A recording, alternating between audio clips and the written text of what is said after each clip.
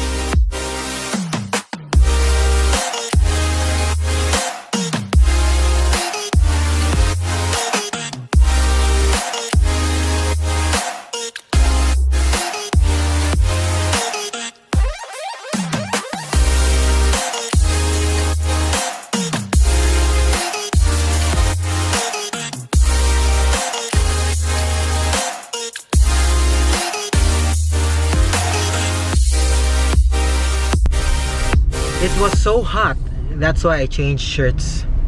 Okay. And since the client arrived late, about 15 minutes after our set time, so we got late, and we spent longer time inside the model units. So instead of going to Mandani Bay, we will have to scratch that out and research about the project through our group chats instead, online, you know. So that's it. That's our trip for today. We only visited 2 properties in Minglanilla. Hi Zeke!